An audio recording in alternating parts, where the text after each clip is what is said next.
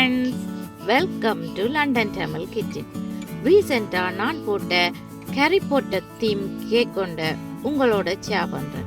எப்படி செய்து நான் சொல்லி பார்ப்போம் வாங்க. ஹாரி பாட்டர் தீமில் வர ஸ்கார்ஃப் மாதிரி செய்கிறேன். அதுக்கு மெரூன் கலர் ஃபொண்டன்ட்டும் ஜெலோ கலர் ஃபொண்டன்ட்லையும் அந்த ஸ்கார்ஃபை செய்கிறேன். இந்த ரோலரை யூஸ் பண்ணி ஃபொண்டன்ட்டை கட் பண்ணி எடுத்தால் நல்லா க்ளீனாக வரும். அதோட எல்லாம் சேம் அளவாகவே இருக்கும். தண்ணி பூசி ஜெலோ கலர் ஃபொண்டன்ட்டை மெரூன் கலர் ஃபொண்டன்ட்டுக்கு மேலே வச்சு ஸ்கார்ஃப் டிசைனில் ஸ்டிக் பண்ணி விடுகிறேன். அடுத்ததாக ஹாரி பாட்டருக்குரிய சிம்பல் செய்கிறேன். ஹெச்பின்னு சொல்லி கட் பண்ணி எடுக்கிறேன். இந்த ஹெச்பியை பிரிண்ட் எடுத்து வச்சுக்கிறேன். அதை ஃபொண்டன்ட்டுக்கு மேலே வச்சு கட் பண்ணி எடுக்கிறேன். இந்த ஹெச்பி கோல்ட் கலரில் தான் செய்யணும். நான் ஜெலோ கலர் ஃபொண்டனில் செய்துட்டு கோல்ட் கலர் அடிக்க போகிறேன். இப்படியான டிசைனுகள் செய்யக்கில்ல ஃபொண்டனுக்குள்ள டைலூஸ் பவுடர் போட்டு மிக்ஸ் பண்ணி தான் செய்யணும். நீங்கள் தனியாக ஃபொண்டன்ட்டில் செய்தீங்கள்னு சொல்லி சொன்னால் கிளீன் இல்லாமல் தூக்கேக்கில்ல நெளிஞ்ச மாதிரி எல்லாம் வரும். இதை பார்த்தீங்களா இவ்வளவு கிளீனாக இருக்குது. இப்போ ஹெச்பி கட் பண்ணி எடுத்துட்டேன். இப்படியான பேட்டர்னை வெட்டேக்கில்ல நீங்கள் கிராஃப்ட் நைஃப் யூஸ் பண்ணி கட் பண்ணினீங்கள்னு சொல்லி சொன்னால் நல்ல கிளீனாக வரும். சின்ன சின்ன நுணுக்கமான இடங்கள்ல எல்லாம் கட் பண்ணி எடுக்க கிளீனாக வரும். இப்போ ஸ்டார் கட்டரால் ஸ்டார் கட் பண்ணி எடுக்கிறேன்.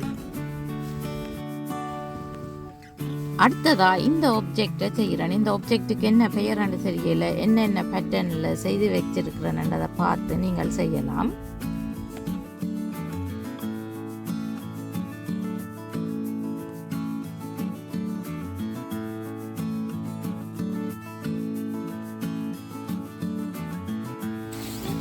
இந்த ஷேப் செய்யக்கில்ல அதுக்குள்ள சின்ன கம்பி ஒன்று செருகி விடுறேன்.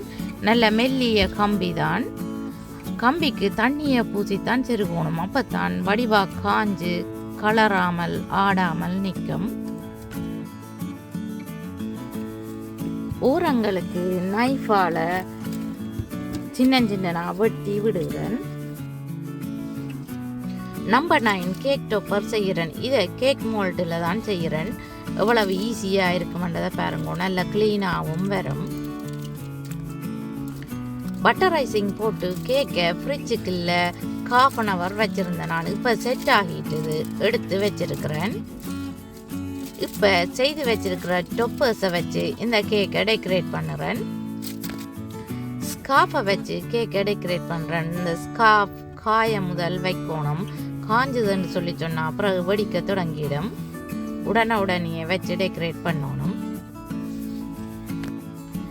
செய்து வச்சிருக்கிற கேக் டொப்பர்ஸை கேக்கில் ஸ்டிக் பண்ணிக்கில்ல நான் ஒன்றுமே பூசாமல் சும்மா தான் ஸ்டிக் பண்ணுறேன். ஃப்ரிட்ஜுக்குள்ள வச்சு எடுத்தபடியாக கேக்கில் சும்மாவே ஸ்டிக் பண்ணக்கூடிய மாதிரி இருந்தது. அதாவது நான் பட்டர் ஐசிங்கோ எதுவுமே யூஸ் பண்ணாமல் தான் ஸ்டிக் பண்ணுறேன். அப்படி உங்களுக்கு அந்த கேக் டொப்பர்ஸ் கேக்கில் ஸ்டிக் பண்ணலைன்னு சொன்னால் நீங்கள் லைட்டாக பின்னுக்கு பட்டர் ஐசிங் பூசிட்டு ஸ்டிக் பண்ணி விடலாம். இது ஒன்றுமே பூசாமல் தான் ஸ்டிக் பண்ணுறேன். அது நல்லா ஸ்டிக் பண்ணி நிற்குது.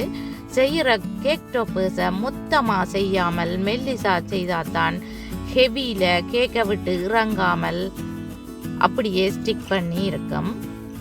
நீங்கள் மொத்தமாக செய்தீங்கள்னு சொல்லி சொன்னால் கேக்கை விட்டு கேக் டாப்பர்ஸ் இறங்க பார்க்கும். ஹெவியில் பட்டர் ஐசிங் தாக்க பிடிக்காமல் அப்படியே இறங்க பார்க்கும்.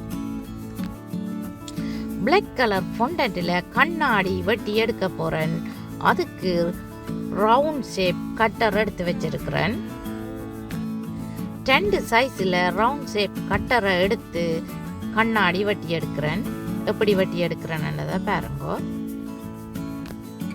முதல் பெரிய வட்டத்தால் கட் பண்ணி எடுத்துட்டேன். இனி இன்னொரு சின்ன வட்டத்தால் கட் பண்ணி எடுக்கிறேன். வட்டத்தை கட் பண்ணி எடுக்கல எல்லா சைட்டும் சமமாக இடைவெளி விட்டு நல்ல நேராக வெட்டி எடுக்கணும். செய்த கண்ணாடியை கேக்குக்கு மேலே வச்சு டெக்கரேட் பண்ணுறேன்.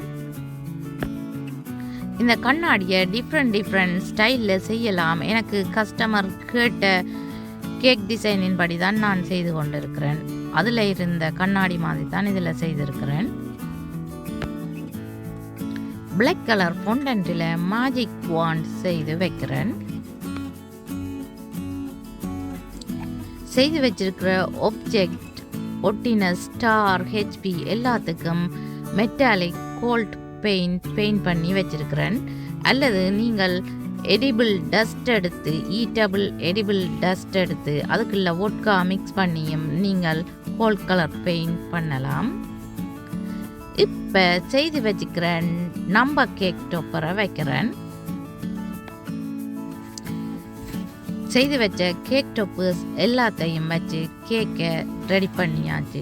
இந்த கேக் எப்படி இருக்குதுன்னு சொல்லி ப்ளீஸ் மறக்காமல் எனக்கு கமெண்ட் போடுங்க.